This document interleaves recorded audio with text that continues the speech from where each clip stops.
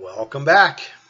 Nice to see you're in it for the long haul. So this is Mark Tommerdahl, Bob Dennis, the Grumpy Scientists. The Grumpy Science, where we never, ever do any product placement, note the brain gauge. And note the Jimmy Akers. And that's Jimmy Akers hat. That's where you get your produce. And at this time of year, your spring plants. But anyway. So the secret is that Mark, his real job is he's a grumpy Norwegian farmer who occasionally goes to the university maybe 60 hours a week or something and is actually a scientist there too. So that's what's going on with him. But we have questions. We have questions. And since I don't know how to answer it, I get to read it, which is right. really, actually the hard part, because when you're making up stuff, you're making up answers, it's really not that hard. But if you got to squint and read when you're an old guy, that's the way it goes. You have to keep in mind that this is a one-take, zero-edit show. And you think they we're know gonna we screw don't things up, and you're just gonna have to roll with it. Think they know we don't edit this? Well, it's not that we chose to, it's so that we can't. Look at our production studio. We don't know how.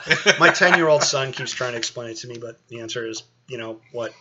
I'm too old, boy. So, for the record, we got actually getting quite a few emails, but this one actually gave us permission to use his name. This is from Steve Quinn, who's an electronic technologist from Canada, And he's been doing a bunch of PMF research for a doctor friend interested in getting a pulse electromagnetic field device. And his head is spinning with the conflicting information that he's getting about signal strength and platform size. And he likes the idea of a full-body PMF treatment, but it does not seem cost-effective if the coil rays do in fact wear out. So he had 3 related questions. Hopes that's okay. It's always okay. And so they are geared mainly to Bob, because I don't know anything about this. I'm the PEMF guy. Grumpy Science is about the brain, but it's also about PMF and whatever other things that we feel are scientifically, germane. So Okay. we're interested in. First question, why do the coil arrays wear out? So our friend Steve Quinn here is clearly talking about one of my products, the Micro-Pulse ICES, which is essentially a refined portable type of PEMF device, which I wear for my own back and hip injuries and stuff that I sustained as a firefighter. So I've been developing it. It started with NASA. I've been developing it for about 20 years, for those of you who don't know. And his question is, why do the coil arrays wear out? Well, actually, I have to wear one. I'm an obligate user of this technology. If I don't wear it within a few days, I can't really walk. So let me pull it out of my pocket because, no product placement. Well, here it is. So this is where our little model M1. You may be able to see it, you may not. And it's got coils like this. They're 40 millimeters in diameter. Why do they wear out? Well, because this thing's ultra portable. And it's close to your body, and you're walking and you're bending wires and stuff all the time. And things wear out. You have to replace things like toothbrushes, shoes, underwear, things that you wear around all day. Even furniture wears out. It just wears out a lot more slowly because, for the most part, you don't walk around with a sofa all day, right? So why the coil arrays wear out is because they're light enough to be comfortable and portable, which means that they are not strong enough to last forever. I could have made them the size of a telephone pole and they would never have worn out. But you couldn't carry them around. Or at least in your lifetime. At least not in your lifetime. So there's this mistaken belief that things can be engineered to last forever, cost nothing. What does a coil array cost to replace, Bob? Well, that's an excellent question, Mark, and I did not prompt him for that because that's actually the next thing I was going to talk about. So Not as dumb as I look. So I am, unfortunately. I'm every bit as stupid as I look. But it's a good question because we keep driving the prices of these down as much as we can. Right now, we're sort of still in the cycle with the factory where we're trying to get the reliability up and the durability up. And I've had a long series of discussions with the factory trying to make these things last longer so that each dollar gets you more use. Now, some people use them for like a year or two. They only last me about 6 weeks, maybe 2 months. And then I just wear them out. I break them and I got to replace them. So we're trying to get the cost down and the quality up, and there's a huge amount of engineering that goes into making these coils work really well. In fact, at least 3 or 4 of the companies that have pirated my technology started off by buying our coils because they simply couldn't make them themselves. And these things started off costing something like $120 a pair, and now we've gotten it down to it's a little over 20 or so. And we keep driving it down. So that's question number one. They wear out because they have to. Not $20, not too much. It's 20 something, and the larger coil arrays that he's talking about, the 2x2 coil arrays, are more like 60. But we're really working to get the price of that down too. We got to get the quality up at the same time. Segues into the next question. Considering the replacement costs of coil arrays, am I nuts to consider looking for a full body size coil array setup? So I think what Steve's talking about there is, should he be looking maybe for a different device, like a competing PEMF, which, by the way, those things work as far as I can tell. They're just really outrageously expensive, and many of them, they don't really put anything into research and development for PEMF, but they sell them as whole body PEMF systems. So there's two questions, right? One is, do you need one? And I don't think most people need a whole body PEMF. I think that's what they sell, and that's what you can generally buy. But they can cost $5,000 to $40,000. You're not nuts for looking for one, because I do think they work. But they're not really whole body machines. If you actually dissect these systems, which I have done, and you look at them, sometimes they'll have like a big sort of like a yoga mat sized, or half a yoga mat sized pad that you sleep on. Did it almost hit you in the face? No, I guess not. I would have known. All right. You lie on this thing, and they say it's a whole body mat, but if you actually look inside, the coil is only about this big.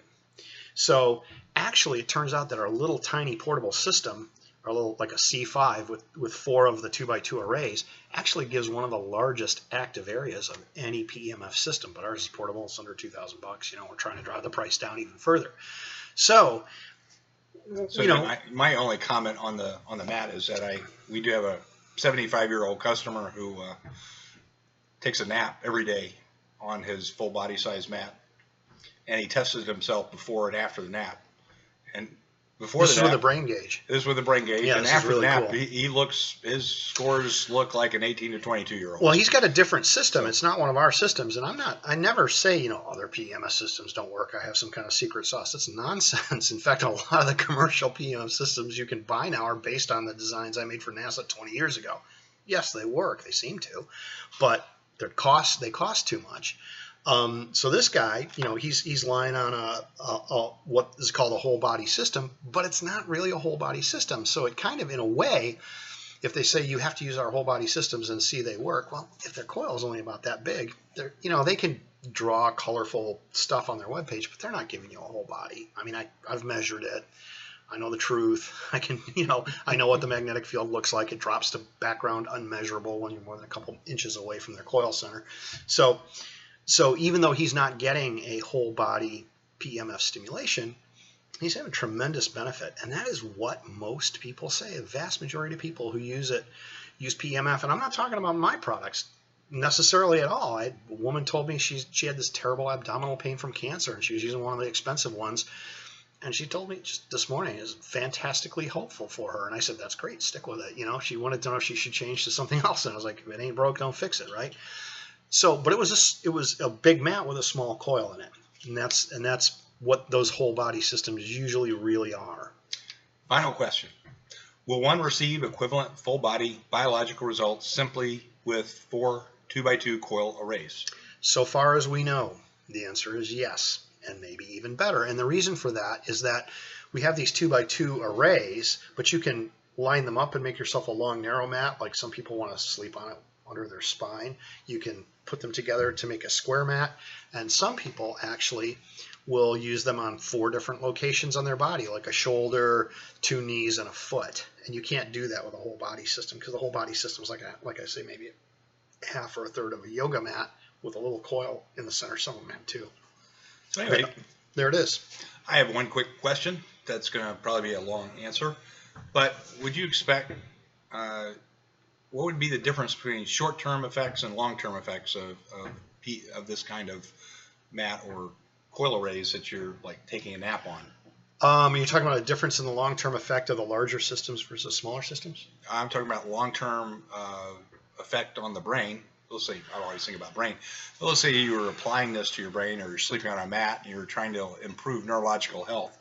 Would you see the same effect for say, a 2-hour nap on a pulse electromagnetic field array, or would you expect to see some changes long term rather than short term? Well, this is an interesting question, and actually some of the earliest PEMF literature was on animals, and one of them that I can think of is on rabbits, for example, where they had these surgically induced, like a hematoma, and they treated it with PEMF, and the injury, the wound reduction persistence after a few treatments was up to 3 years. So there's something really interesting about PEMF that is not the same as you get with a lot of types of like direct current electrical stimulation, which is sort of blocking or overwhelming a neural signal.